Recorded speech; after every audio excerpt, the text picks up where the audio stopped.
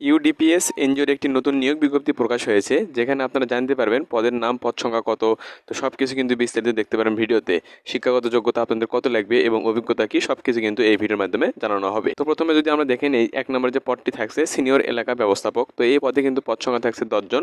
তো এখানে কিন্তু মাসিক বেতন ভাতা যেটা রয়েছে শিক্ষানবিশকালে, তো এটা কিন্তু আপনারা দেখতে পাচ্ছেন। 1 নম্বরে যে দেখতে পাচ্ছেন, এটাকে ঢাকা ও চট্টগ্রাম বিভাগে কিন্তু বেতন হয়ে থাকবে 39,000 টাকা এবং উত্তরবঙ্গের জন্য কিন্তু 35,000 টাকা।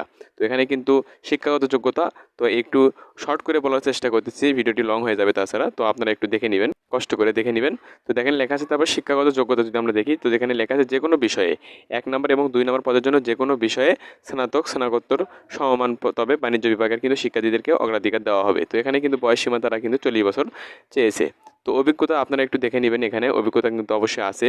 তো সেই ক্ষেত্রে কম্পিউটারের জন্য অভিজ্ঞতা লাগবে, MS ওয়ার্ড MS এক্সেলের জন্য কিন্তু অভিজ্ঞতা লাগবে অভিজ্ঞতার জন্য। তো 2 নম্বরে যদি দেখে নিই আমরা, 2 নম্বরে কিন্তু শাখা ব্যবস্থাপক পদটি রয়েছে। তো এখানে কিন্তু পদ সংখ্যা 30 জন। তো মাসিক ভাতা যদি বেতন যদি আমরা দেখে নিই, মাসিক বেতন যদি দেখে নিই, তো দেখেন এখানে লেখা আছে যে 35,000 টাকা। তো এটা কিন্তু ঢাকা ও চট্টগ্রাম বিভাগের জন্য এবং উত্তরবঙ্গের জন্য কিন্তু 30,000 টাকা। তো শাখা ব্যবস্থাপক পদে 30 জন কিন্তু পদ সংখ্যা থাকছে এখানে। তো এখানে যদি দেখে নিই, শিক্ষাগত যোগ্যতা একই কিন্তু স্নাতক স্নাতকোত্তর সমমান, তবে বাণিজ্য বিভাগ থেকে কিন্তু হতে হবে 1 নম্বর এবং 2 নম্বর পদের জন্য। তো সেক্ষেত্রে এখানে কিন্তু তারা অভিজ্ঞতা চাইছে সেম, কিন্তু 1 নম্বর এবং 2 নম্বর পদের জন্য সেম কিন্তু অভিজ্ঞতা লাগবে।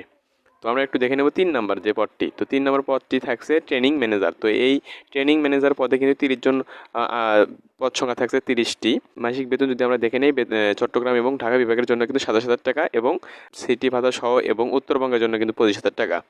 তো এখানে কিন্তু যে কোনো বিষয়ে স্নাতকোত্তর, তবে বাণিজ্য বিভাগের শিক্ষার্থীদের কিন্তু অগ্রাধিকার দেওয়া হবে এবং এখানে কিন্তু বয়স সর্বোচ্চ 25 বছর হতে হবে। তো সেক্ষেত্রে আপনাদের কিন্তু কম্পিউটার জানা আবশ্যক। এখানে এখানে কিন্তু অভিজ্ঞতা তারা কিন্তু আরও কিছু চাইছে।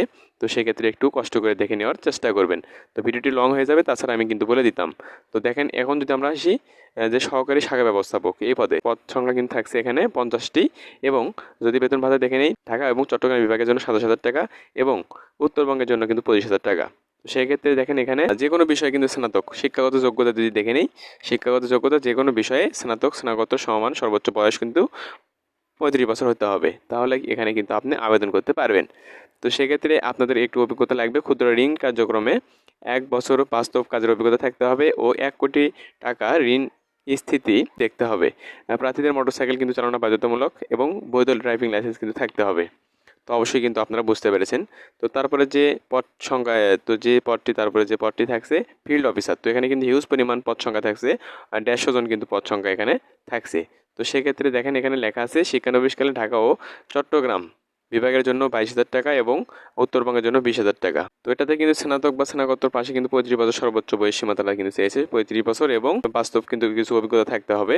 তো আশা করি এটা বুঝতে পেরেছেন 4 নম্বর যে পদটি ফিল্ড অফিসার। তো এখানে আমি যদি আরও একটু গুরুত্বপূর্ণ বিষয়ের কথা বলে দিই, তো সেটি হলো প্রার্থীদের বরাবর কোন পর্যায়ে আপনারা আবেদন করবেন এবং কীভাবে আবেদনপত্রটি পাঠাবেন। তো সেই ক্ষেত্রে তারা কিন্তু বিস্তারিত লিখে দিয়েছে। দেখেন লেখা আছে প্রার্থীদের বরাবর প্রধান নির্বাহী ইউডিপিএস প্রধান কার্যালয় 5/10 Humayun road block B Mohammadpur Dhaka 1207 উল্লেখ করে 31/7/2024 তারিখের মধ্যে, অর্থাৎ আগস্ট মাসের 31 তারিখের মধ্যে 1 কপি ছবি সহ পূর্ণাঙ্গ জীবন বৃত্তান্ত ও মোবাইল ফোন নম্বর যে রয়েছে সেটা উল্লেখপূর্ব শিক্ষাগত যোগ্যতার এবং অভিজ্ঞতা সনদের এবং জাতীয়তা পরিচয়পত্রের ফটোকপি সহ আবেদনপত্রের ডাক বা কুরিয়ার সার্ভিসের মাধ্যমে কিন্তু প্রেরণ করতে হবে। তো আশা করি বুঝতে পেরেছেন, তাদের সুযোগ সুবিধা তারা নিচে একটু দিয়ে দিচ্ছে, তো আপনারা কষ্ট করে দেখে নেবেন। তো এই ছিল আজকের বিষয়, আশা করি ভালো থাকবেন। আর এরকম নিয়োগ বিজ্ঞপ্তি পেতে অবশ্যই আমার চ্যানেলকে সাবস্ক্রাইব করে রেখে দেবেন, এরকম পরবর্তী আপডেট নিয়োগ বিজ্ঞপ্তি পেতে।